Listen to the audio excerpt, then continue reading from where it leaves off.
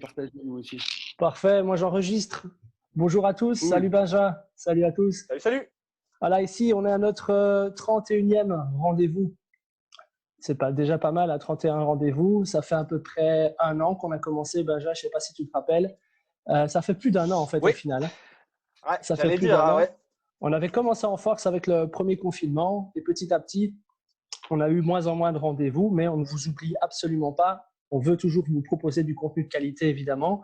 Et c'est peut-être pour ça que des fois, on prend un peu plus de temps pour trouver des personnages et des personnes qui nous ressemblent aussi. Parce que c'est ça, c'est très important pour nous. Ce n'est pas simplement faire du contenu pour faire du contenu, parce que ça, c'est facile à faire. Mais c'est surtout aller chercher des gens qui ont un partage de philosophie qui est un peu la marque de fabrique de NBNG Podcast, quoi. En tout cas, je voulais remercier ceux qui nous suivent encore, ceux qui nous suivent à nouveau et qui ont peut-être fait connaissance de nous sur les différents réseaux, que ce soit sur iTunes, Spotify, même sur nos minutes. En tout cas, voilà, on voulait vraiment vous remercier. C'était la petite aparté par rapport à ça. Juste 2 secondes la parole. C'est pour ceux qui vont nous suivre et écouter. Vraiment, moi, ce que j'aimerais, c'est que vous partagiez encore plus, parce que je discute avec pas mal de gens, et notamment un peu dans le CrossFit, parce que c'est mon domaine, qui connaissent pas encore NBNG, et c'est dommage parce que c'est une vraie pépite. Et ils m'ont pas payé, je vous assure. C'est super important parce que moi, tous les podcasts, je les ai suivis.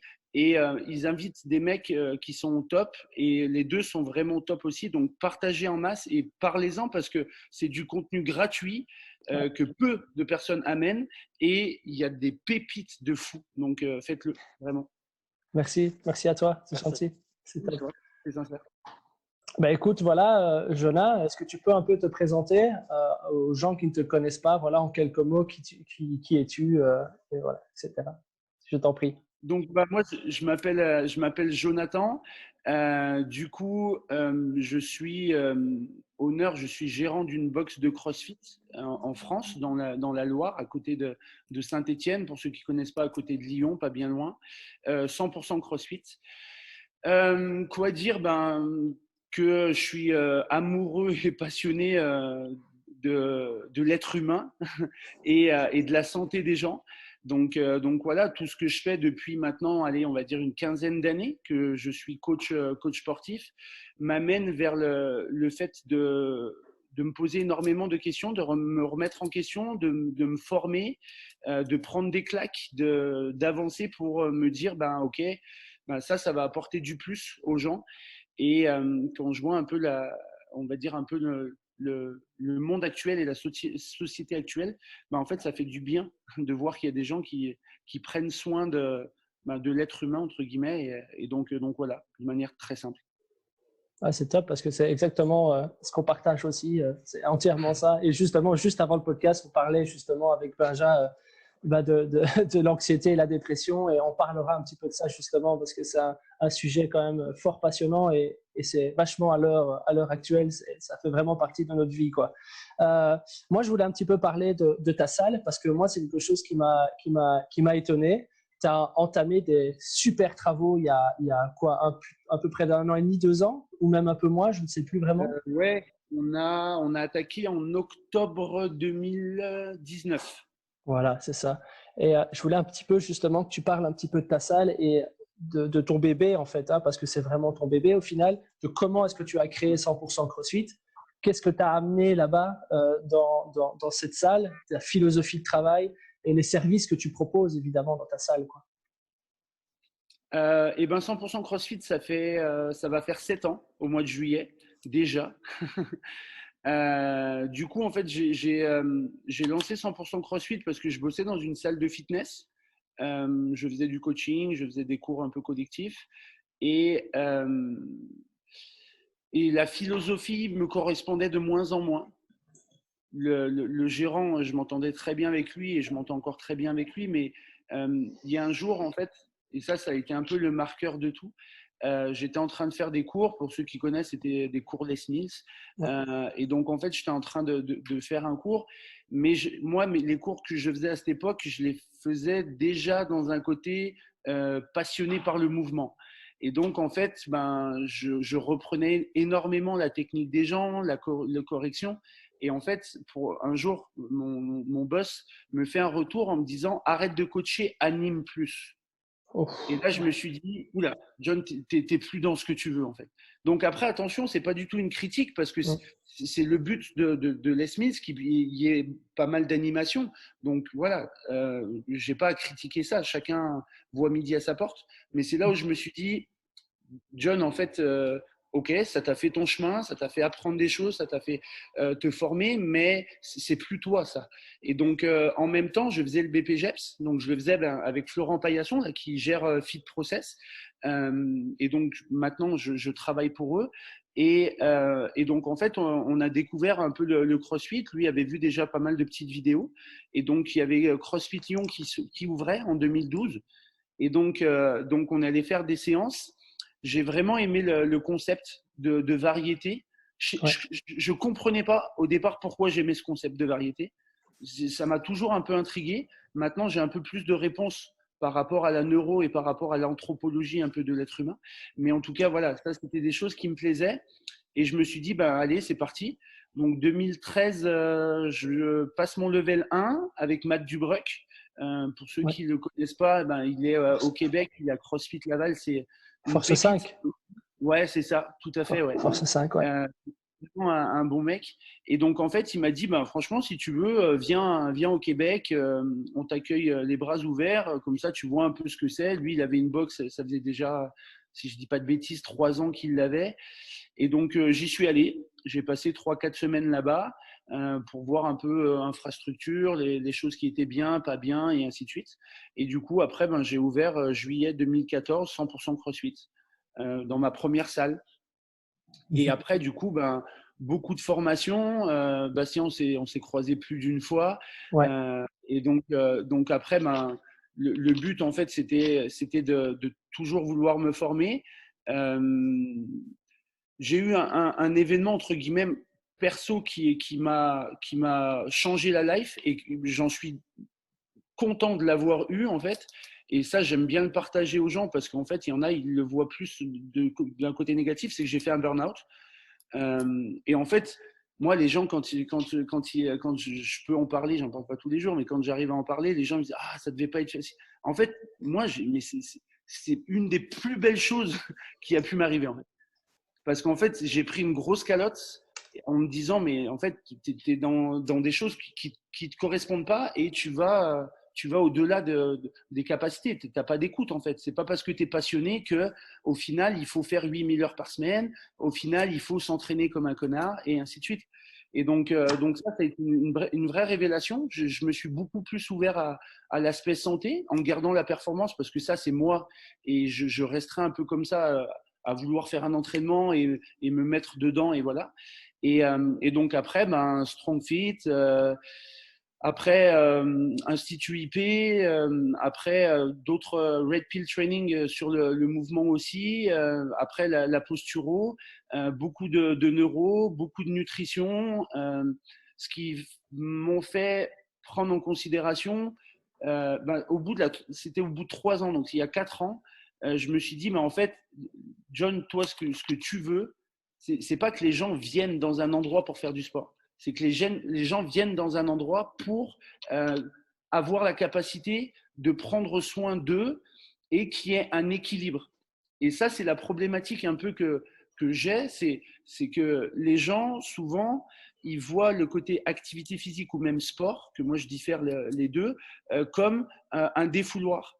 Mais ce que je leur dis souvent, c'est que si votre défouloir, il est que sur une branche, si la branche, elle casse, vous êtes mort.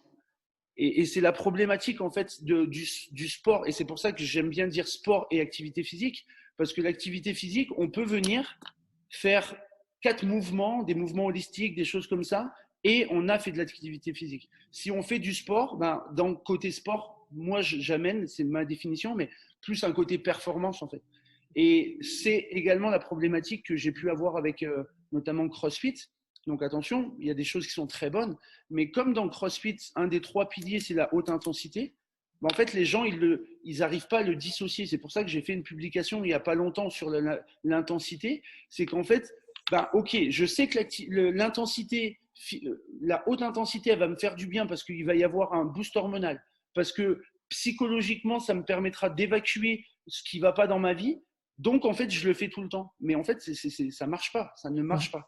Donc c'est pour ça que moi, je me suis dit, ben, OK, en fait, tu vas faire un complexe sur 4 piliers qui, pour moi, sont cruciaux. La psycho, l'état d'esprit dans lequel on s'entraîne, la nutrition, la récupération et l'activité physique. Et donc, dans le complexe qu'on appelle le Home Vitae, ben, en fait, les gens peuvent venir chercher ça. Donc, on a un puits d'eau froide, un sauna, un fauteuil massant. Donc, ça, c'est pour le côté récupération. Le côté, entre guillemets, nutritionnel, ben, en fait, on donne accès libre à une cuisine où, en fait, il y a tout pour se faire à manger, en fait. Et ben, dans la période, entre guillemets, classique, on prend on va dire, des produits d'une association locale qui, en gros, prend les invendus des magasins Biocop. Je ne sais pas si vous avez ça en Belgique, les Biocop, si. Non, Non, les mais on magasins a bio, là. Bioplanète. Enfin, ouais, voilà. Ouais, c'est ça, ouais, Voilà. complètement. Et en fait, ils prennent les invendus et ils les cuisinent, en fait. Donc après, ben, ils le vendent avec des petits pots. Et donc, nous, on fait ça aussi à la vente. Ça, c'est de nutrition. L'activité physique, ben, bien évidemment, on coache ça. Et après, le côté psycho, on travaille avec une hypnothérapeute qui a son cabinet aussi à la salle. On travaille avec une thérapeute manuelle qui est un peu sur le psycho et également sur sur tout ce qui est récupération. Sylvie Chavot, elle s'appelle.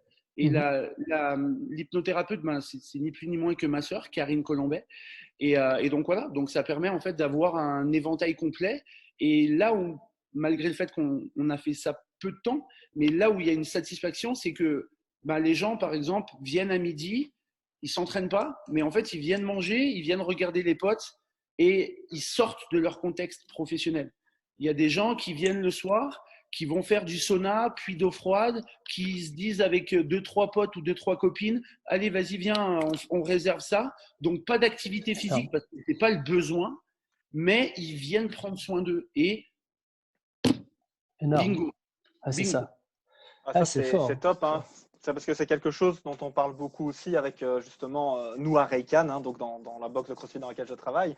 On essaie vraiment de créer une safe place en fait. Et moi, quand j'entends tout ce que tu me dis, c'est exactement ça en fait. Tu crées vraiment un endroit où on parle souvent un petit peu de façon un peu bateau, faut pas non plus se le cacher, de seconde maison. Mais il y a un moment où quand tu as vraiment envie de créer réellement ce concept-là, ben, tu vas aussi loin qu'en fait toi tu es en train de le créer. C'est-à-dire que imaginez quand même que ce que John est en train de nous dire, il y a des gens qui viennent sur, je vais dire, leur temps libre, passer un bon moment entre amis pour pas forcément, et ça c'est aussi important de l'entendre, se mettre une boîte.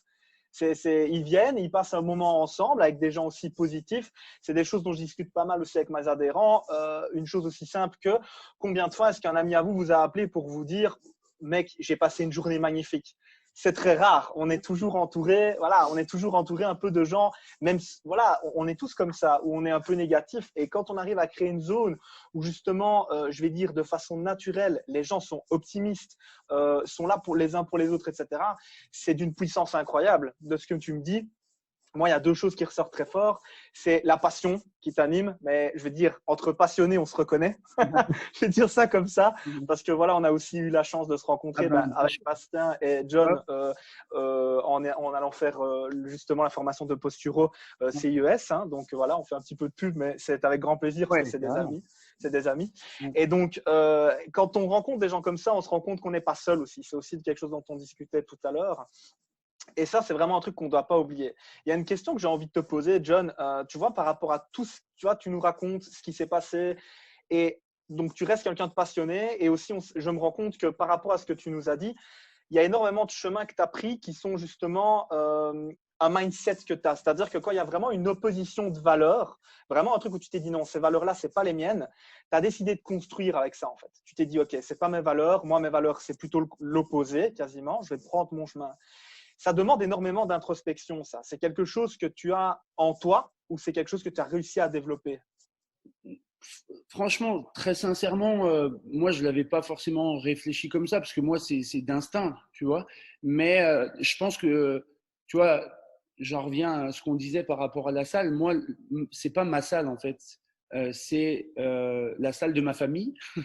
C'est ma famille et d'autant plus mon père parce que c'est mon père qui a fait tout ce taf. Donc pour moi, c'est pas ma salle. Et par rapport à ça, en fait, je pense que on m'a un peu éduqué comme ça, en fait. Ça veut dire, c'est ce qu'on disait tout à l'heure, en fait. Tu es ce que ton environnement est. Il y a Romain qui avait partagé un truc sur Insta comme ça. J'ai kiffé, en fait. C'est dire, si tu veux savoir qui tu es, regarde 4 personnes avec qui tu es le plus souvent et tu sauras qui tu es.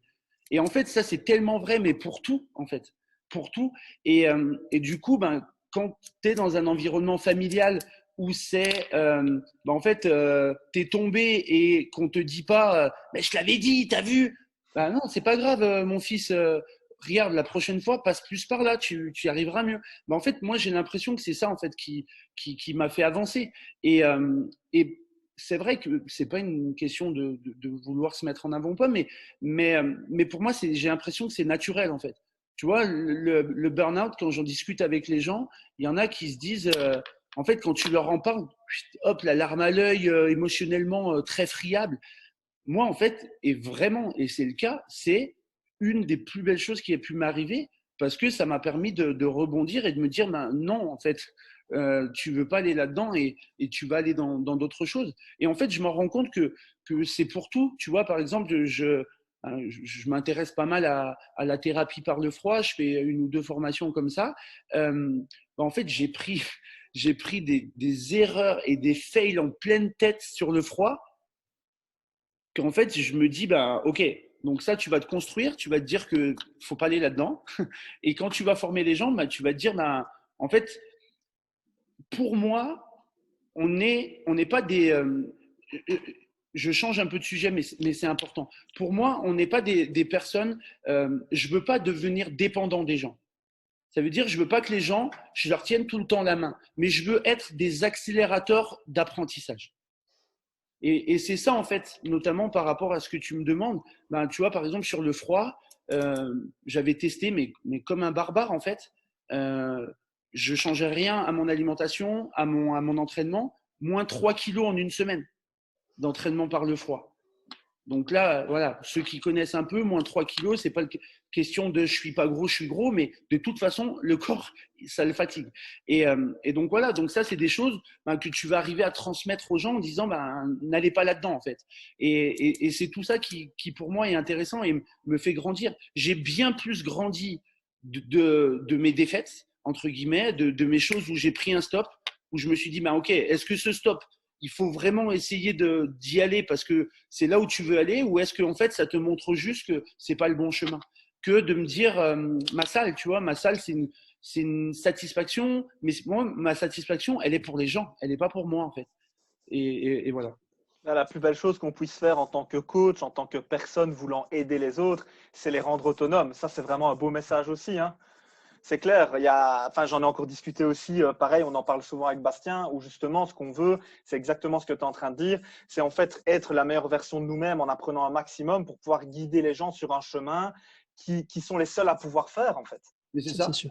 Ouais. Et en fait, ce que souvent, moi je suis un peu un amoureux des mots et du sens des mots, mais j'aime bien dire qu'en fait, j'éduque les gens et eux apprennent. Là, moi, j'avais lu un bouquin, L'animal exubérant, Franz Forensic. Ouais. Et en fait, c'est ce qu'il dit exactement, en fait. Le but, c'est pas qu'on apprenne aux gens, parce que si on apprend aux gens, le problème, c'est que derrière, on aura toujours besoin d'être là. Et ça remet en question le rôle du coach. Et moi, le premier, au début de ma carrière, j'avais besoin qu'on me donne de l'importance. Ouais. Et il y a énormément de coachs qui sont encore là-dedans. Donc, je ne peux pas les critiquer. Ce n'est pas critiquable parce que ce n'est pas conscient. Mais tu as beaucoup de coachs qui vont avoir ce besoin de se dire ok, Bastien, tu es un bon coach, je vais faire que ce que tu me dis ou des choses comme ça. Donc, c'est là où c'est difficile en fait parce qu'il y a des personnes qui vont se dire non, mais ça va en fait, je suis capable de gérer le truc. Mais en fait, on est coach, ça fait énormément de temps que nous, on travaille là-dessus, on est tout le temps en train de bosser là-dessus. Donc oui, c'est sûr qu'en termes de conseils, ben, je pense qu'on est de bons conseils. Et inversement, ben, ne pas être tout le temps dans ok, il m'a dit ça, ben, je le prends comme une parole d'évangile et en fait, j'écoute que ça. Et c'est là où c'est pour moi important. Et d'autant plus que maintenant, je m'intéresse à la neuro, où en fait, il faut faire attention qu'il n'y a pas de vérité. En fait, il n'y a pas de vérité. Notre cerveau, on le connaît tellement peu. Je suis pas mal Albert Moukébert, je ne sais pas si vous connaissez, c'est un neuro. Franchement, il est excellent. Je vous donnerai le lien si vous voulez ça m'intéresse. YouTube. Et en fait, c'est ce qu'il explique, c'est qu'il dit en fait, les gens au niveau de la neuro, ils vont vouloir dire leur vérité, mais en fait, il n'y a pas de vérité. On connaît presque pas le cerveau, la neuro, on connaît pas. Donc en fait, on peut remettre tout en question. Donc c'est pour ça que il prend l'exemple, par exemple, de psychologue. En fait, tu vas voir un psychologue, il va te dire blanc. Tu vas en voir un autre 4 jours après, il va te dire noir, et ainsi de suite. Donc, il faut pas prendre, entre guillemets, argent comptant. Et c'est là où c'est important. En tout cas, moi, c'est ce que j'ai essayé d'amener un peu dans mon introspection. Ouais, c'est marrant parce que j'avais fait justement un post là-dessus et ça me fait écho. Et ce que j'avais noté, parce que je relis un petit peu ce que j'avais dit, c'était au lieu de chercher la bonne réponse, faisons de notre mieux pour chercher une meilleure réponse. Et c'est ça. Parce qu'on veut toujours, tu sais, il y a cet aspect vraiment, le fameux ego qui est toujours là, au-dessus de nous. Hein, c'est toujours l'ego qui nous prédomine dans beaucoup de choses dans notre vie. Et on se rend compte que, comme tu as dit là, l'ego, en fait, c'est vraiment une cape, un voile qu'on se met sur le visage. Et quand on se retrouve face à des gens qui nous idolâtrent un petit peu en tant que coach, en disant ben voilà, ouais, j'ai le statut de coach qui est un statut quand même assez intéressant parce que tu as quand même 12 personnes ou 16 personnes qui te regardent et pendant 1 heure et toi, tu es en train de donner la séance. Et ben, il faut faire attention à justement pas tomber dans ce mauvais jeu parce qu'à un moment donné, ben, tu t'alimentes de cet ego des gens et au final, au fond de toi, qu'est-ce que tu en retires? Ouais, je sais pas. Je suis pas trop sûr que ça puisse se rester dans le temps. Tu vois un peu ce que je veux dire?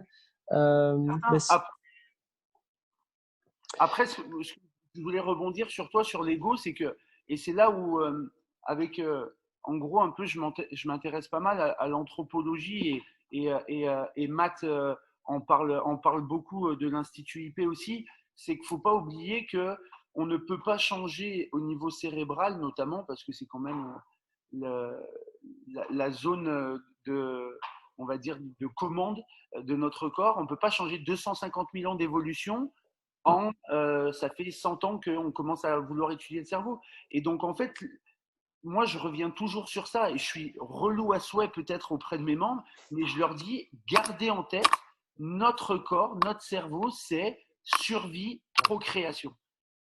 On va bouger par rapport à ça. Donc, si on revient sur l'ego, on est obligé d'avoir de l'ego. Si on n'a pas d'ego, ça veut dire qu'on préfère se faire tuer que d'autres personnes. Mais il y a 250 000 ans, ça n'aurait pas existé. Il y a 250 000 ans, s'il fallait courir plus vite que quelqu'un qui était derrière parce qu'il fallait se faire bouffer par un prédateur, en fait, on aurait couru plus vite. Si on n'avait pas mangé de 7 jours et qu'on trouvait des baies, on serait goinfré et on n'en aurait donné à personne. Mais ça, c'est pas conscient. Et c'est là où faut revenir un peu sur ça. Et c'est là où des fois, c'est pas de dire qu'il faut tout passer aux gens, mais en tout cas, c'est important de pouvoir comprendre ça, ce cadre-là en tout cas mon sens. Tout à fait, tout à fait. Et c'est vraiment ça. Et alors moi, ce que je voulais revenir un petit peu, c'était par rapport justement, c'est juste une petite aparté parce que beaucoup de gens pensent que forcément il faut avoir chaud et transpirer pour perdre du poids. Mais en fait, si vous revenez à ce que Jonathan a dit précédemment, c'est totalement l'inverse en fait. Plus vous avez froid, quand vous faites vos exercices, mieux ce sera, plus vous perdrez du gras. Ça, c'était une petite aparté par rapport à ce que je voulais dire parce que tu sais, on a tendance à mettre le fait de transpirer sur le fait de perdre des calories. Mais non, autant en fait ne pas transpirer et d'avoir froid. Et là, tu perdras certainement beaucoup plus de calories au final. Moi, ce que je dis aux gens, c'est observez quand est-ce que vous mangez le plus. C'est l'hiver et c'est pas l'été. Voilà. Quand je dis observez ce que vous mangez le plus, c'est ce que notre corps a besoin le plus. Et pas Ou sinon, observez quand est-ce que vous vous faites péter plus le ventre. Ben, en fait, c'est l'été. Donc, parce qu'en fait, on oublie que quand il fait froid, ben, le corps, ça le booste encore plus. Donc, ça veut dire qu'on a besoin de chaleur. Donc, on brûle de la calorie pour créer de la chaleur, pour nourrir nos centrales énergétiques qu'on appelle les mitochondries dans les cellules. Et donc, voilà. Donc, oui, ça, c'est sûr, c'est certain. Après, si je garde ta petite aparté, c'est toujours le même principe. Le froid, on commence à pas mal en parler. Le jeûne, on commence à pas mal en parler. Attention, parce que souvent, je pars de j'ai besoin d'une douche à 40 à j'ai vu un protocole Wim Hof et en fait, pendant 3 semaines, je prends que des douches froides tous les jours. Wim Hof, j'ai pas à le critiquer. C'est le best of the best du froid. Mais faut pas oublier que on peut avoir la meilleure programmation de CrossFit, d'entraînement du monde. Si derrière, il n'y a pas un gars qui vous dit, ben, pour toi, il faudrait adapter comme ça, pour toi, il faudrait adapter comme ça, ben, en fait, il n'y a pas une vérité. On ne peut pas dire que le programme de Wim Hof, il est efficace. Non, c'est un programme sur 66 millions de personnes. Ça ne peut pas être efficace. Sinon, dans ce cas-là, il existerait une méthode de muscu qui permet de faire de l'hypertrophie, de la masse musculaire, un régime qui permettrait de perdre du poids, mais ça n'existe pas. C'est clair, hyper important de comprendre ça. Donc, on en a déjà parlé dans d'autres podcasts, mais il y a vraiment ce côté où il n'y a pas une vérité absolue. Au final, on est un peu en tant que coach créateur de vérité pour le client. Pourquoi? Parce qu'on cherche justement à trouver une méthode, quelque chose qui fonctionne et surtout qui lui plaît. On dit souvent la meilleure programmation, c'est celle que tu fais au final. Tu vois ce que je veux dire? Que tu as envie de faire. Ouais, c'est ça, exactement. Et que tu y crois. Ouais, c'est ça. Ouais, trust the process, on dit souvent ça, et c'est tellement vrai. C'est sûr. Moi, je le vois, et c'est pour ça que maintenant, je me sens tellement détaché. J'ai 2 petits jeunes qui sont à ma salle qui ont fait des putains de perfs pour les Open. Mika et Joe, je les cite parce que c'est vraiment des bons mecs. Et en fait, il y en a plein.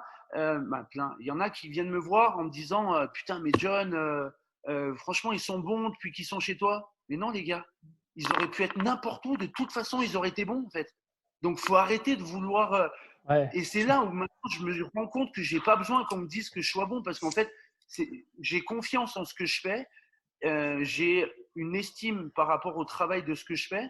Mais les gars, arrêtez en fait de penser. Et c'est là la problématique, c'est qu'il y a tellement de coachs qui se mettent en avant auprès de leurs athlètes parce qu'eux-mêmes n'ont pas réussi en fait. Ah, c'est ça, ouais. C'est comme le parent, là, tu vois, le papa qui veut que son fils fasse absolument du football à fond parce que lui, il n'a jamais réussi à aller loin dans le football, quoi. C'est un peu ça. C'est ça. Ou les parents qui, attention, je ne suis pas père, donc je ne critique pas, mais les parents qui ont besoin souvent du je t'aime de leurs enfants en fait.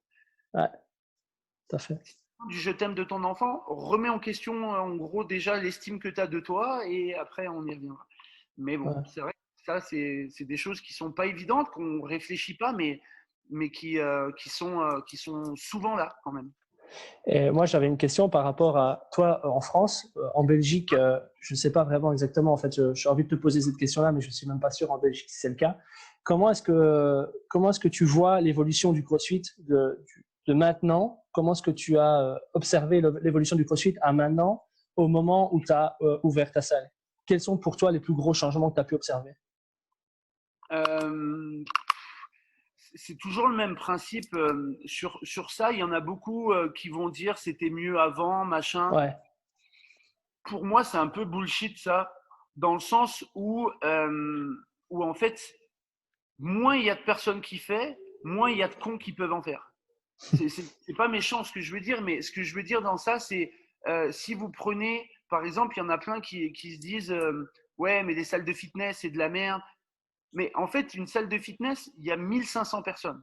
On va dire une salle quand même assez bonne. 1500 personnes. Mais automatiquement, dans 1500 personnes, tu vas avoir des gens qui ne seront pas faits pour ça. Tu auras des gens.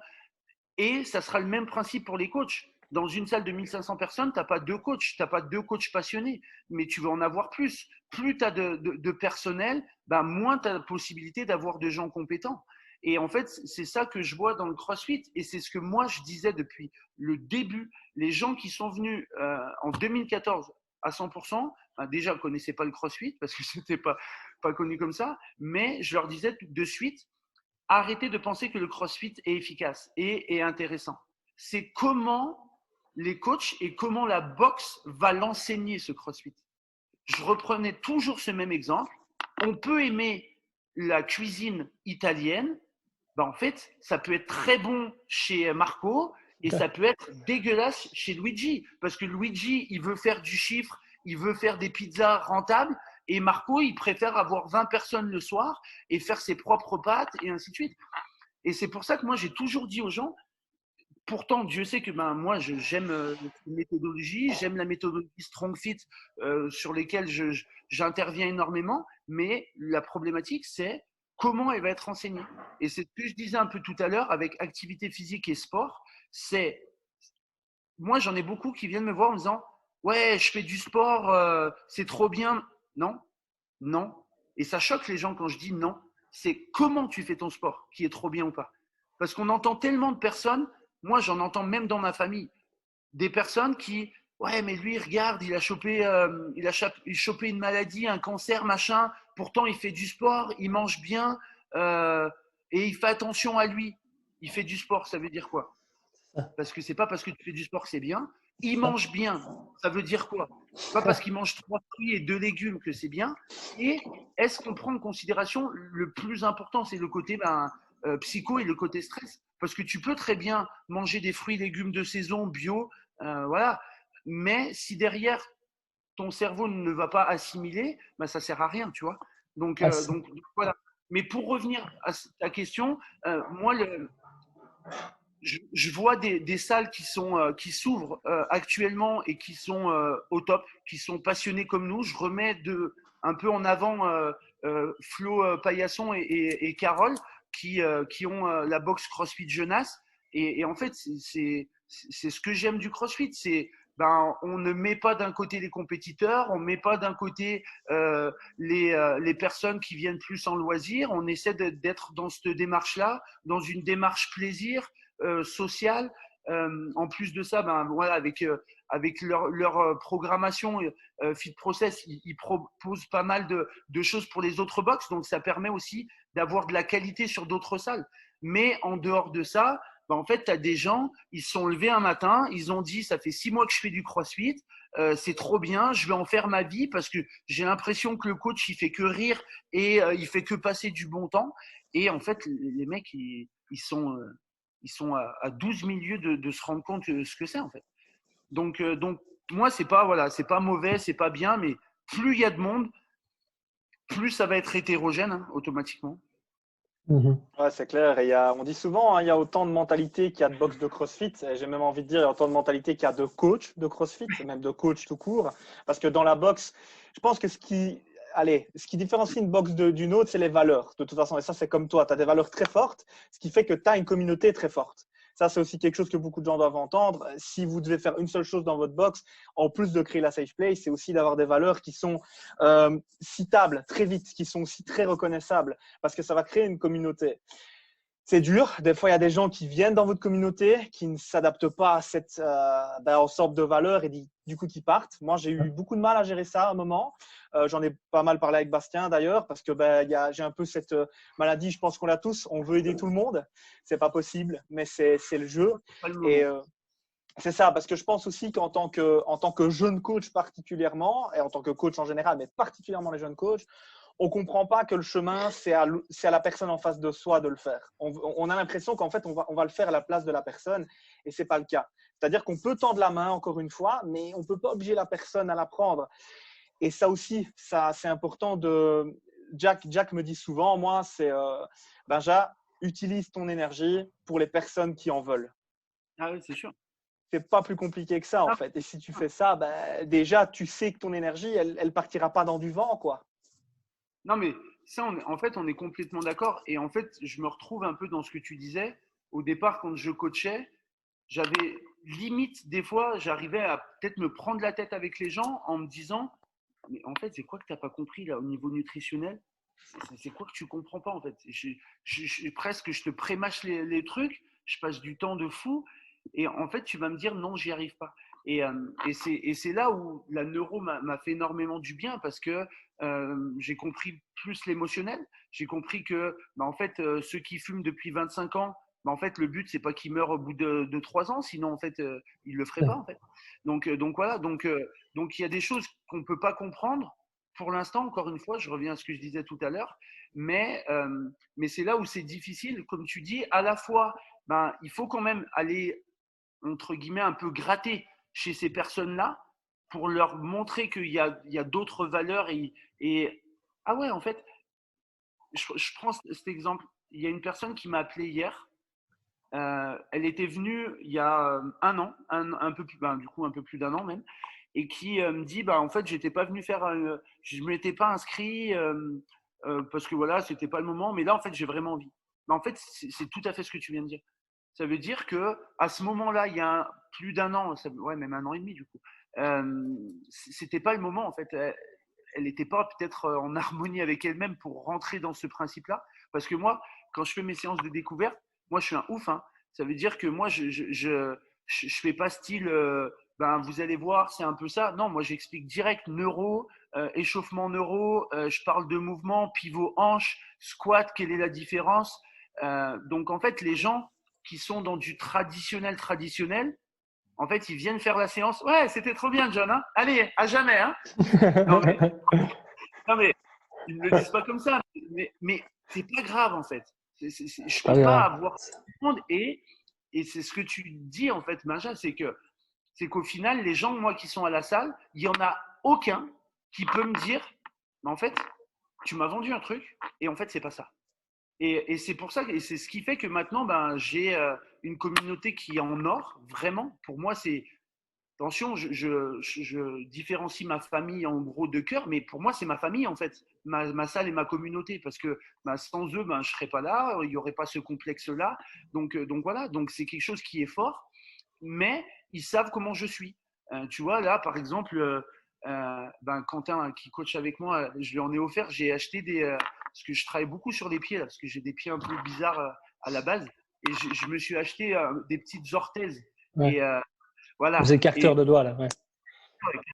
Et du coup, je les porte. Et la dernière fois, il y a une personne qui me voit en train de coacher et que j'avais ça parce que je l'ai gardé un peu.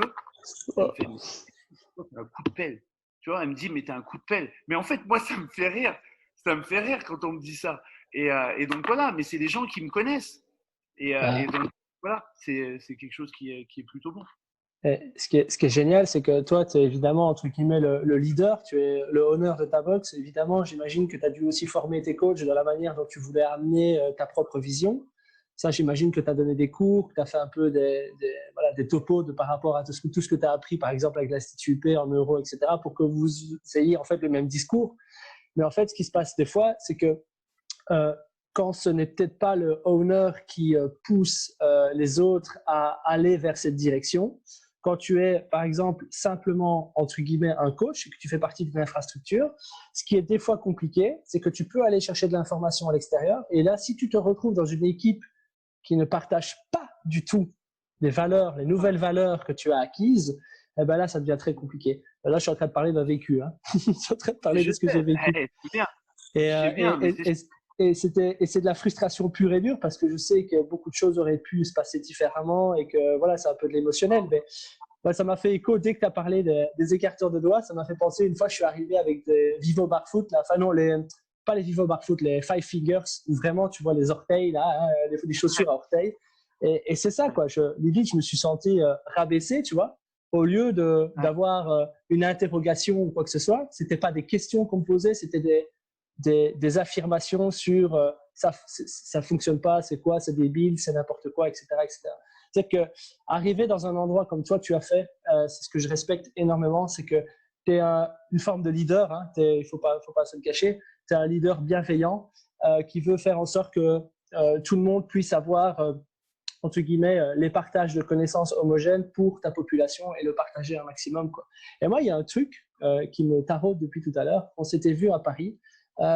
C'est fou parce que j'ai quand même une mémoire et des fois je me dis mais ma mémoire est-ce qu'elle est vraiment bien ou pas, parce que des fois j'oublie, enfin bref, mais là je viens de me rappeler d'un moment où tu m'avais dit que tu avais un carnet Tu avais dit que tu avais un carnet et dans ce carnet, tu notais quasiment tout. Tu notais ta vie limite, que c'était comme une espèce de journal intime et que tu notais beaucoup de choses dans un carnet. C'est quelque chose, entre guillemets, je me note pas mal de choses. J'aime bien prendre des infos, des choses comme ça. Mais en fait, ce que je te disais, c'était limite plus un peu en fictif.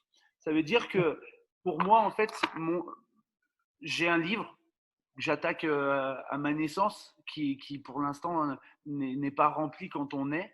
Et en fait, j'ai l'impression que ma vie me permet de d'écrire, me permet de remplir en fait des feuilles. Et je me suis rendu compte que avant que j'ouvre ma salle, ma vie allait très bien, c'est pas le problème, mais j'avais l'impression de remplir de la première à la 10e, de la 20e à la 60e, de la 90 à la 120e. Et en fait, là, avec. En fait, j'ai vraiment trois choses qui m'ont changé vraiment au niveau pro. C'est déjà Strong Fit. Ça, c'est une pépite. Julien Pinot, pareil, c'est un mec, pour moi, qu'on ne met pas assez en avant, mais lui ne le veut pas forcément non plus. Mais voilà.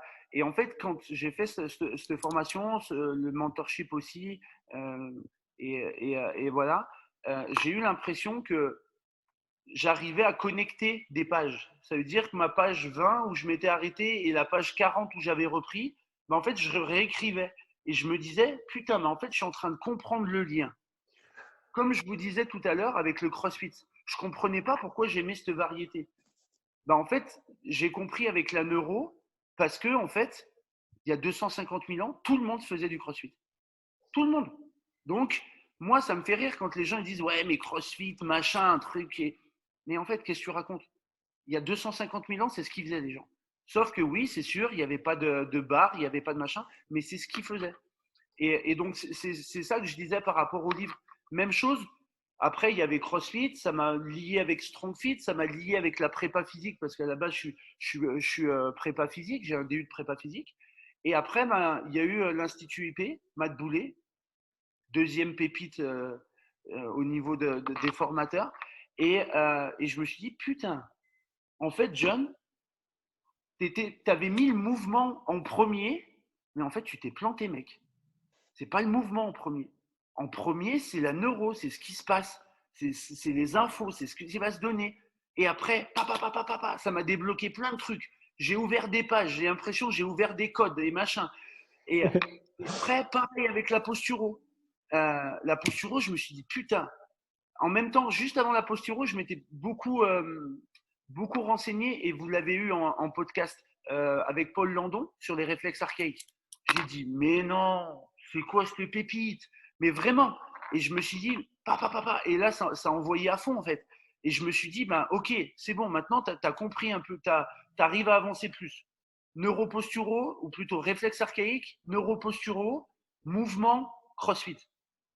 Et voilà, et c'est ça, en fait, c'est ce livre-là dont je parle, où j'arrive à avoir des liens, et maintenant, en fait, j'ai pas besoin d'avancer de 20 pages et me dire, attends, je reprends sur deux choses. Mais il y a encore des choses où il n'y a pas de lien, et c'est ça qui m'anime à aller chercher d'autres choses. C'est top. Hein. Ouais, c'est top. Et parler de StrongFit, parler un petit peu de StrongFit parce que les gens peut-être ne connaissent, comme tu disais tout à l'heure, par exemple, les gens ne connaissent pas spécialement bien CrossFit, peut-être, comme Julien Pinot n'est pas quelqu'un qui se met naturellement spécialement en avant, mais comme tu dis, beaucoup de gens passent à côté de ça alors que pour toi, c'est une pépite et bien plus que ça. Par exemple, pour toi, quelle est la plus grosse découverte que tu as fait justement avec StrongFit? Ou les plus grosses, celles qui te marquent le plus? Le West. Le West? Le West, j'explique un peu pour tout le monde. C'est assez drôle parce que ce matin, j'ai fait des cours à ma salle en extérieur. Et en fait, c'était séance Strong Fit. Et donc, j'ai réexpliqué le West. Donc, c'est assez drôle. Mais en fait, le West, c'est quoi? C'est simplement, Julien Pinot part du principe que dans le CrossFit, ben, on va dire, on a une boîte de conditionnement physique et que le CrossFit prend une part de la boîte mais ne prend pas toute la boîte. Et il partait du principe et du postulat qui est vrai qu'il est dur de créer de la haute intensité sur tous les mouvements. Et donc, en fait, il a parlé du WES, W-E-S, comme si c'était une toile. Et le W, c'est le weight bearing, donc c'est l'impact sur la structure, donc j'y reviendrai après.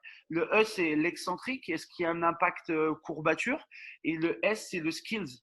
Et donc, en fait, il enseigne ça en disant, bah, ok, vous voulez créer de la haute intensité, c'est très bien, mais prenez en compte ce WES pour savoir si les gens vont pouvoir prendre de la haute intensité.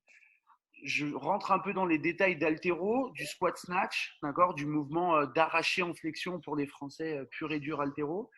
Si on refait notre toile WES, ben en fait, on est au summum de la toile. Ça veut dire que c'est quelque chose qui est très complexe au niveau du skills, au niveau excentrique. Si on garde un peu du barbell cycling, ben, il y a de l'excentrique.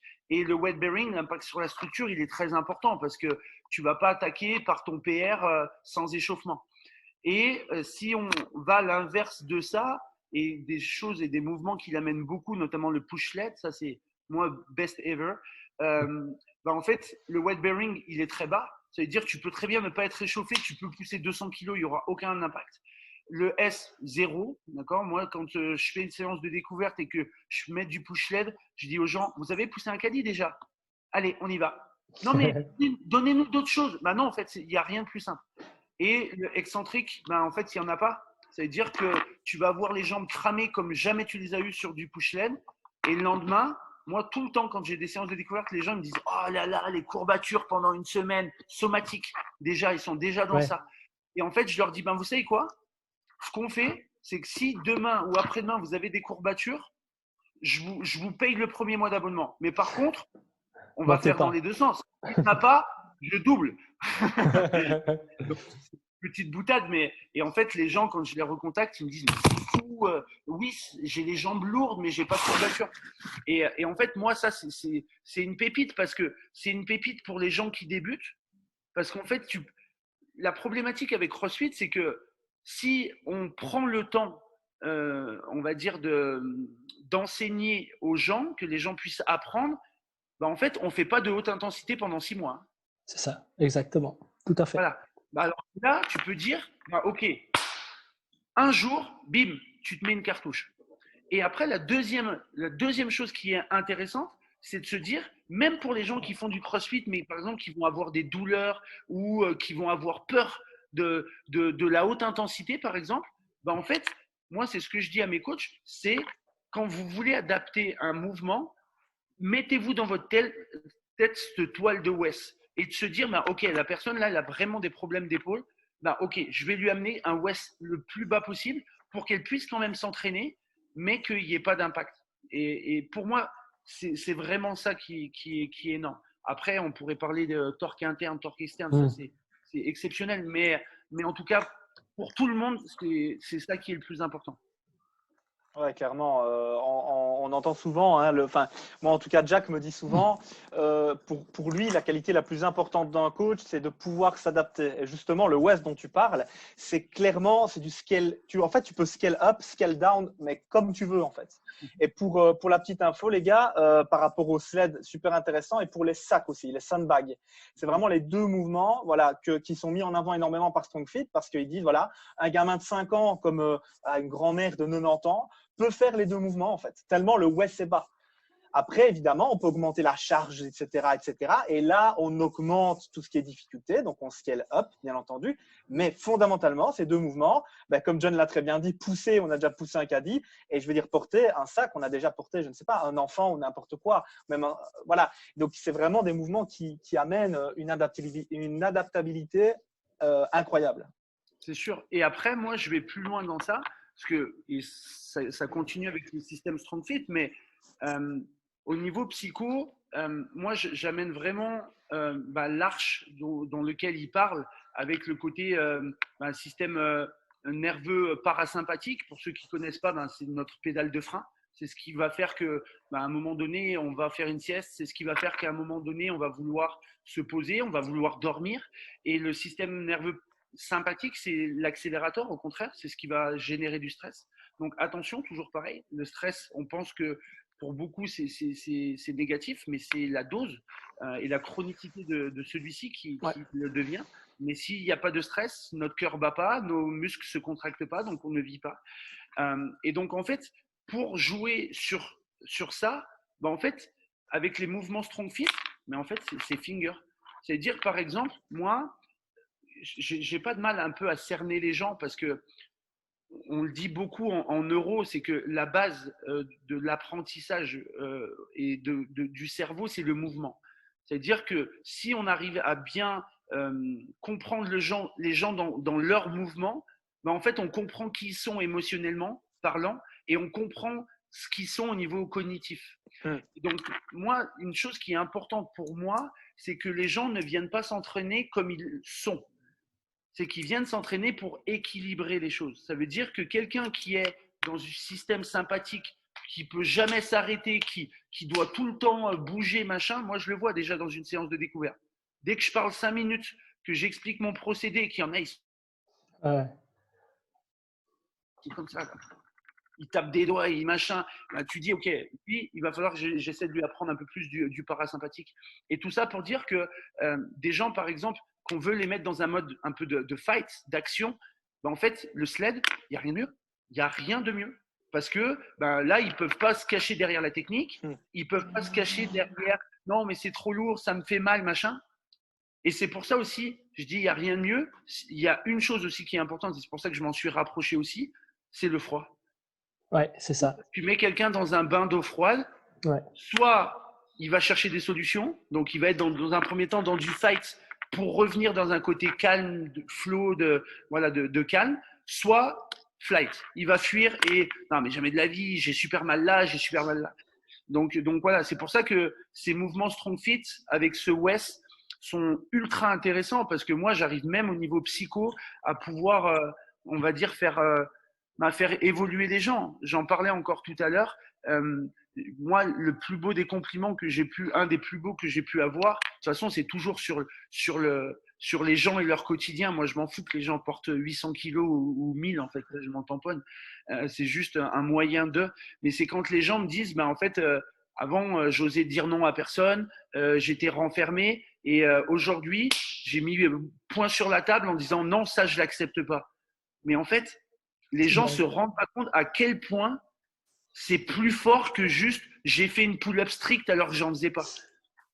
Et moi, c'est sur ça que j'aime influer et entre guillemets, que j'utilise cette méthodologie qui est exceptionnelle. Ouais, je suis tout à fait d'accord avec toi parce que c'est exactement ce que nous, on fait aussi.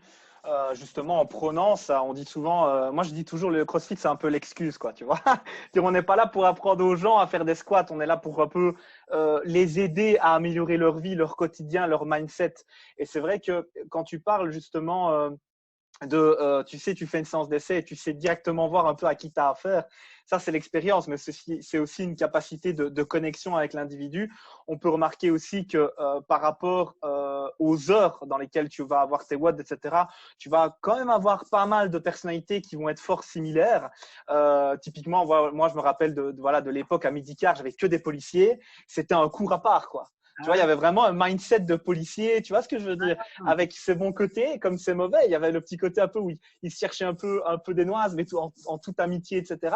Mais il y avait vraiment, je veux dire, des valeurs qui étaient différentes. Et c'est vrai que ça, c'est aussi important d'en parler un peu. Il y a différents types de valeurs parce qu'il y a la valeur individuelle. Par exemple, quelqu'un qui est dans une société très hiérarchisée, tu sais, énormément de membres, etc. Tu vas voir qu'il va vivre son workout comme il vit son travail. C'est-à-dire qu'en général, vous allez être tous les deux d'accord avec moi, c'est vraiment ce côté, et j'ai des gens en tête, je subis et je monte pas, je mords sur ma chic, tu vois. Mais il y a une différence entre subir son WOD et gagner son WOD. Et la différence, elle est comme ça, elle est là. Elle est là. Moi, j'ai failli passer à côté de mon WOD hier, par exemple, parce que j'étais en train de subir, j'avais du mal, j'étais sous la pluie, tu sais, tu es en extérieur, voilà, c'est la Belgique. Tu es en train de soulever lourd avec la pluie dans la gueule, tu te dis pourquoi je fais ça, tu vois. Et là, tu as ton collègue qui dit, Benja, tu es en train de perdre. Et là, d'un coup, tu as ta tête qui fait, putain, il a raison. Exactement, bing. Et là, tu commences à t'énerver, et tu pars. Et tu finis à terre et tu cries, mais tu es content parce qu'il y a eu il y a eu ça, il y a eu vraiment ce switch quoi, de fight, comme tu dis, flight, et boum, on va vers le fight. Et ça, c'est important de comprendre cette notion de valeur individuelle qui, en général, par l'individu, est guidée par sa famille et son travail, les deux piliers, on va dire, de ça. Et par rapport à cette valeur-là, une fois que toi, tu la connais, il faut avoir tes valeurs à toi et puis trouver un juste milieu. Parce que quelqu'un qui a l'habitude de subir, tu n'arriveras jamais, en tout cas, moi, je n'ai pas encore trouvé la méthode, pour du jour au lendemain le faire gagner un WOD. Parce que pour lui, typiquement, et je pense que ça, on peut en parler aussi, mais je pense qu'on l'a déjà tous vécu, tu sais, le côté où le mec, ou la femme au final, hein, n'arrive pas à se mettre au sol. Dans sa tête, il se dit, j'ai donné à fond, mais je ne suis pas au sol.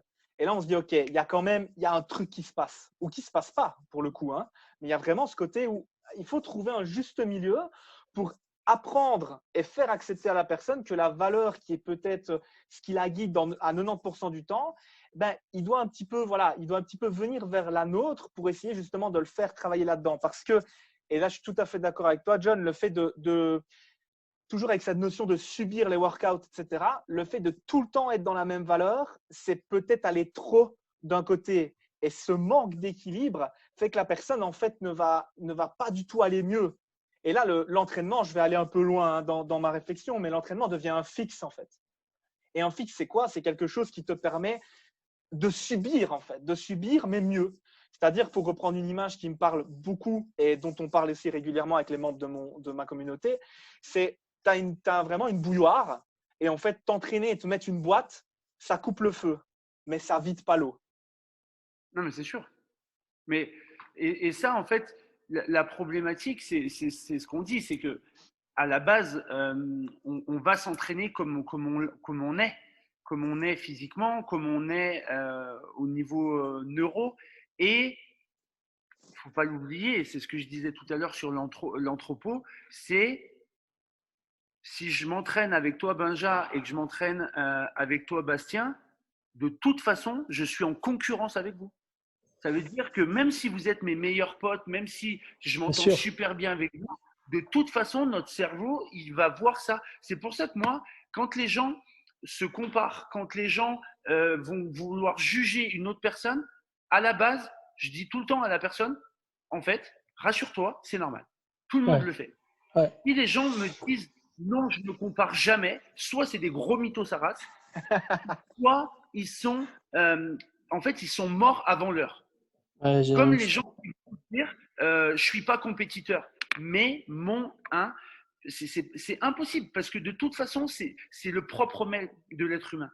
Et moi, par rapport à ça, et je rejoins tout à fait ce que tu disais, c'est il faut, je pense, donner d'autres branches aux gens quand on fait de l'activité physique. Et c'est vraiment le propre d'une publication dont on parlait au départ, là, que j'avais faite sur l'intensité, où j'ai en tête une personne qui, quand elle faisait ses entraînements, elle était performante, mais en fait, elle subissait tout le temps. Ça veut dire qu'elle s'entraînait le soir, elle dormait super mal, limite, on en parlait un peu, anxiété, dépression, machin. Et je lui dis, mais est-ce que ça te plaît? Mais non, comment tu veux que ça me plaise? Donc, ce qu'on va faire, c'est qu'on va devoir changer des choses. Mais pour ça, j'ai besoin que tu me fasses confiance. Et donc, en fait, on est arrivé à mener le fait de se dire, c'est pas un mouvement qui crée l'intensité, c'est ce que t'en fais toi. On prend l'exemple des burpees en CrossFit. Combien t'as de gens, burpees, machin. Je lui dis, mais tu te rends compte que tu vois un truc et tu l'associes déjà. Parce qu'en fait, dans ta croyance, c'est comme si moi je disais, j'en sais rien, j'aime le McDo, et que directement ça m'influait entre guillemets le fait que ça va être de la merde et machin et ainsi de suite. Mais en fait, t'en fais ce que tu veux, tu vois. Et c'est sur ça que moi j'essaie de faire intervenir les gens, c'est de se dire, en fait, on a encore une fois une arche et se dire, mon burpees, il peut être en warm-up moins. Si tu fais un burpees toutes les 8 minutes, je peux t'assurer que tu as l'impression de rien faire, versus ça peut être un max effort. Et c'est sur ça, en fait, que je fais intervenir les gens. C'est la capacité de se dire, un entraînement ne doit pas me faire peur. C'est ma manière dont je vais le prendre qui va peut-être me faire peur. Un step, on peut très bien le sled le pousser comme un chariot. Les gens, quand ils vont dans les supermarchés, ils se disent pas, oh putain, je vais jouer. Maintenant, ils poussent leur chariot, ils y rigolent, ils sont contents. Et versus ce matin, les gens, ils étaient comme ça là. Et ça, c'est important. Et après, c'est important aussi que nous, en tant que coach, et ça, c'est notre rôle et c'est pas le rôle des gens, c'est qu'on puisse leur enseigner le fait qu'il n'y a pas que le côté performance. Je reprends la personne que je vous disais là tout à l'heure. Actuellement, au niveau des performances, je pense qu'elle est moins performante qu'elle l'était il y a 2-3 ans. Elle m'a fait un WOD et c'est ce qui m'a donné l'envie de faire cette publication. Elle m'a fait un WOD tout en maîtrise. Mais en maîtrise, je vous promets, j'étais là et je la regardais, je disais, John, t'as rien à lui dire. John, t'as rien à lui dire. Ah, non. mais magnifique. Ouais. C'est ce qu'on disait tout à l'heure. C'est que là, cette personne, en fait, elle s'est détachée de ma main, quoi. C'est ça. Et maintenant, elle va pouvoir recréer de l'intensité et de la performance. Mais maintenant, elle va pouvoir le faire. Parce qu'elle a compris qu'elle allait pouvoir repartir là, revenir ici. C'est notre job. Mais tu sais, quand tu reviens au niveau anthropologique, etc., ça me fait écho par rapport à plein de choses. Déjà, il faut savoir que nous sommes évidemment inconsciemment sur le moindre effort. Nous sommes toujours dans la conservation d'énergie. Dans tout ce qu'on fait, on est câblé pour ça. On est câblé là-dessus parce que c'est la survie qui avait déterminé ça. C'est via la survie. Et évidemment, on ne peut pas tout le temps être à 100%. On doit évidemment mesurer ses efforts constamment. Et ça fait des milliers et milliers d'années qu'on le fait. Et évidemment, à l'heure actuelle, ça ne nous a pas quittés. C'est-à-dire que pour émettre un changement, quel que soit le changement qu'on veut émettre, que ce soit alimentaire, que ce soit prise de décision, quelque sorte, quelle que soit la prise de décision, c'est un effort qu'on va demander à notre organisme. Cet effort-là, pour notre système nerveux, il ne le veut pas en fait. Il ne le veut pas, il n'est pas prêt à le faire. Inconsciemment parlant, subconsciemment parlant, on n'est pas prêt à prendre un effort comme ça parce que déjà de un, on veut conserver cette énergie. Un changement équivaut à perdre d'énergie. Déjà, c'est la première chose et il faut se le dire. Après, il y a aussi un truc qui est très, très important et pour moi aussi, c'est les pensées négatives. C'est qu'on est aussi constamment dans des pensées négatives et ça fait encore écho à cette forme de survie et de prédiction. Le cerveau est constamment en train de prédire ce qui va peut-être se réaliser ou pas, mais on est toujours en train de penser de manière négative. On est en train de mettre des schémas négatifs dans nos têtes parce qu'on se prépare au pire. Par exemple, je prends l'exemple flagrant, j'étais en train de me rouler en voiture hier, il y avait un camion qui allait quand même relativement vite à ma droite et je voyais sa bâche qui commençait à voler dans le vent et mon cerveau a commencé à émettre une hypothèse et l'hypothèse était si la bâche se décroche, elle va venir sur ma bagnole, je ne vais plus rien voir, je vais commencer à me cracher.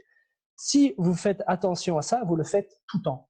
Tout le temps, tout le temps, tout le temps, tout le temps. Dans votre vie, vous êtes toujours en train de penser négativement. Alors, il ne faut pas aussi des fois croire qu'on pense négatif. Alors, moi, ma copine, par exemple, elle est forte là-dedans. Aziza, elle pense tout le temps de manière comme ça. Elle se met tout le temps des schémas de pensée. Elle me dit même des fois, je dis, mais putain, mais comment est-ce que tu fais quoi? Arrête, quoi. Mais même limite, ça fait peur parce qu'elle crée des scénarios de films, mais des trucs de dingue, quoi, tu vois. Mais en fait, j'ai compris qu'il n'y a pas si longtemps, en fait, j'ai vraiment compris que c'était normal, en fait. Faut pas avoir peur. Ça, c'est un truc qui fait vraiment partie de notre être. Ouais. Et tous ces trucs-là. Ça, Vas-y, vas-y. Non, vas-y, continue, vas-y, dis. Non, en fait, ce que je disais par rapport.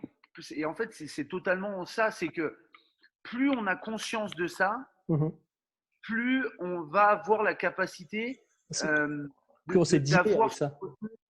Ouais, c'est ça. Et qu'on se dise, en fait, c'est quelque chose de logique. Voilà. Albert Moukébert, là, le neuro que je vous parlais, il parle en fait de cartes et de territoire. En fait, pour lui, il prend l'exemple en fait de où il habite à Paris. Il dit, j'habite là, je veux aller de l'autre côté de la Seine, ça me met 22 minutes. Donc, pour moi, c'est 22 minutes. Je prends le temps pour que, en 22 minutes, j'y suis. Le problème, c'est que le jour où il y va, il y a des bouchons, il y a un accident, il met 48. En fait, la carte n'est pas le territoire. Et je bascule un peu dans le côté de ce que tu voulais qu'on discute un peu sur le côté dépressif, anxiété. C'est ça, en fait, la dépression et l'anxiété. C'est que la carte n'est pas le territoire. Ça veut dire que si tu te fais des idées sur certaines choses, mais qu'en fait, la réalité, elle est tout autre, en fait, problématique, c'est que ton cerveau ne va pas comprendre et il va devoir générer énormément de choses pour rétablir un équilibre. Donc, les choses pour rétablir l'équilibre, ça sera créer de l'anxiété, ça sera créer… Moi, souvent, c'est comme le stress. Les gens, dans le côté dépression, ils voient du négatif. Dépression, moins de pression. C'est ça la dépression, c'est le côté moins de pression. Mais nous, quand on voit des gens qui sont, quand je dis de manière générale, parce que je me mets de la manière générale, mais quand on voit des gens qui sont dans un état dépressif, et j'ai même envie là un peu d'être critique dans le système médical, c'est ah ouais non mais vous allez pas bien, ah non mais c'est sûr, hein, il faut prendre ça, il faut prendre ça. Dépression les amis, dépression, votre cerveau il enlève de la pression, donc c'est bénéfique, il faut en être content. C'est pour ça que moi, maintenant, je comprends d'autant plus et je suis d'autant plus satisfait des années que j'ai pu avoir et notamment, comme je vous expliquais, de ce que j'ai pu avoir durant ma vie. C'est qu'en fait, merci mon cerveau d'avoir su à un moment donné dire « Oh, John, t'es un connard. Moi, je vais tout te faire péter. Comme ça, au moins, je serai sûr que tu resteras en vie. »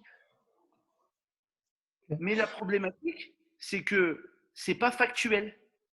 Ça veut dire qu'on ne va pas mourir et se dire je reviens dans la vie et en fait, attention, fais pas 2 fois ces mêmes erreurs parce que sinon tu vas repartir. Ben non, ça ne marche pas.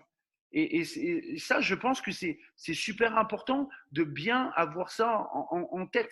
Je veux dire, tout ce qui est gestion émotionnelle, il y a des gens, ils ne vont pas comprendre pourquoi des fois ils ont envie de pleurer, des fois ils ont envie de crier, des fois ils vont être en colère. Ben, en fait, posez-vous la question de qu'est-ce que veut votre cerveau, qu'est-ce qui se passe dans ce centre et pourquoi c'est là, en fait. C'est ça l'intérêt. Moi, j'avais une question pour toi, Jonah. Imaginons, tu sais, on le dit souvent que les fameux 3 satellites, les satellites qui permettent de bien prédire, tu sais, au niveau de la prédiction qu'on parlait tout à l'heure. Je sais bien que Julien, j'en avais déjà parlé avec lui et il ne collait absolument pas avec ce que je vais dire à l'heure actuelle, là maintenant. Il disait qu'en fait, en soi, on a 3 systèmes qui nous permettent de prédire notre environnement, en tout cas au mieux. Et si un de ces 3 systèmes ne fonctionne pas bien, ça va s'avérer que la prédiction risque de ne pas être spécialement bonne par rapport à l'observation qu'on va faire, etc. Alors, tu as en 1 le système visuel, en 2 le système vestibulaire et en 3 le système proprioceptif. Et on dit qu'en fait, en somme, si le premier de ces hiérarchies au niveau du système nerveux, c'est le visuel, ensuite vestibulaire, ensuite le proprioceptif.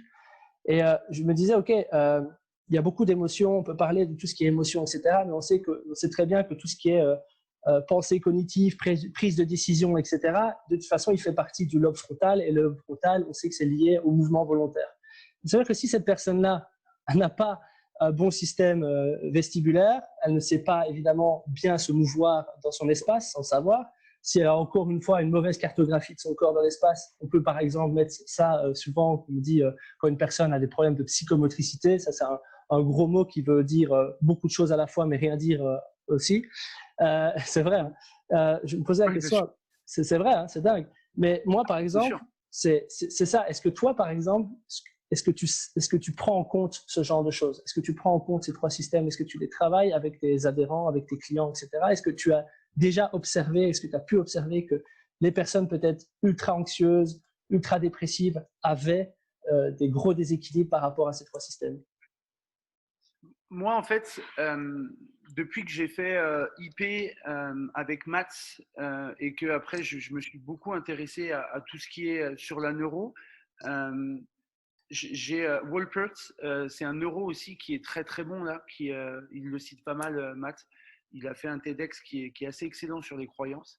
En fait, c'est un peu le même principe qu'avec mon livre. Je ne comprenais pas, il y a encore 5 ans, comment on pouvait expliquer le fait que les gens, quand ils venaient faire du sport et de manière équilibrée, en fait, ça équilibrait vraiment leur vie et le côté émotionnel. Et ça, je me suis dit, putain, mais c'est quand même fou, tu vois. Parce que les gens, tout le temps, le disent, oui, c'est ce qui me fait du bien, ça me sort de mon quotidien, mais moi, ça ne me suffisait pas, en fait. Et avec la formation, la d'IP et mes recherches que je faisais un peu en neuro, en fait, on s'est rendu compte, et vous le savez autant bien que moi, que notre cerveau, son premier rôle, c'est créer des mouvements complexes et variés et arriver à y répondre. Et c'est pas le fait de réfléchir et de pouvoir enregistrer des choses.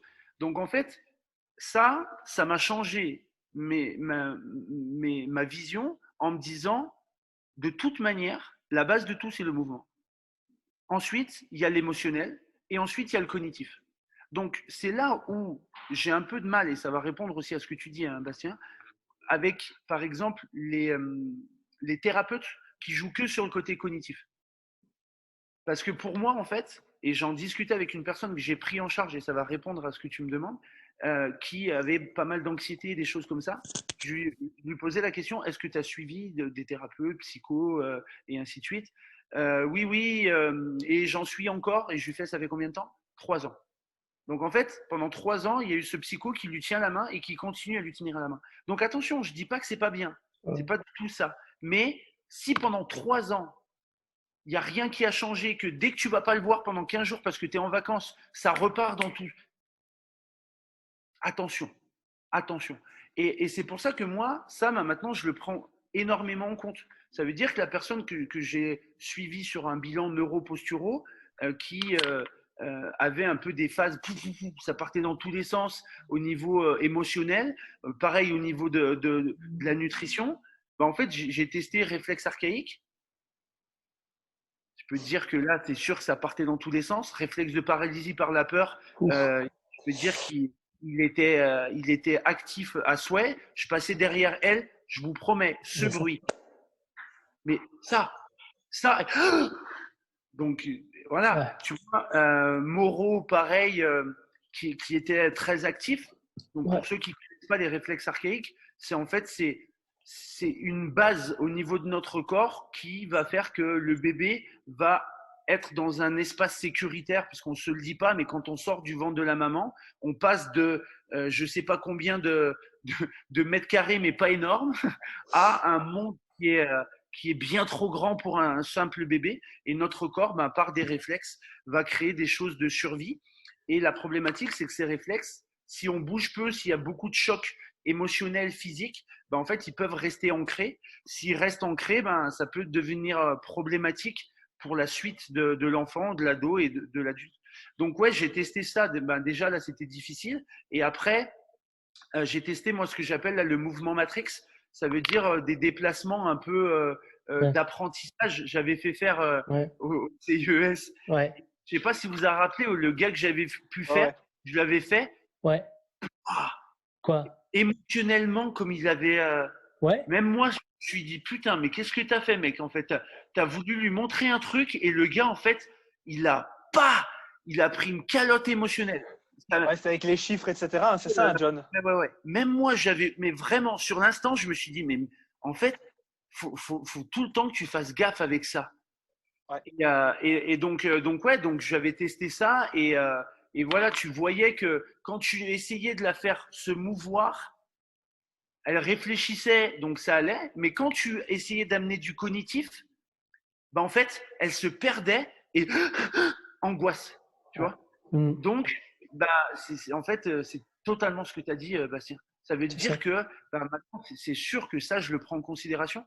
C'est pour ça qu'actuellement, bah, dans les échauffements que je propose auprès de ma salle, j'ai la programmation Fit Process et les échauffements, je les fais moi-même et maintenant, je les fais même pour Fit Process parce que je bosse pour eux et je fais au moins un échauffement neuro dans la semaine. Donc moi, le visuel, la convergence, tous les membres qui s'entraînent chez moi, ils connaissent. Dissociation des orteils, ils connaissent. Je fais un exercice vestibulaire, ce que j'appelle turnaround. Tu es là, en fait, tu fixes un point, tu fermes les yeux, tu tournes et tu essaies de te retrouver pile sur ce point. Je leur fais faire aussi, tu vois. Le tactile, ils le font. Et en fait, c'est devenu logique. Et en fait, c'est devenu logique parce qu'il n'y a pas de magie.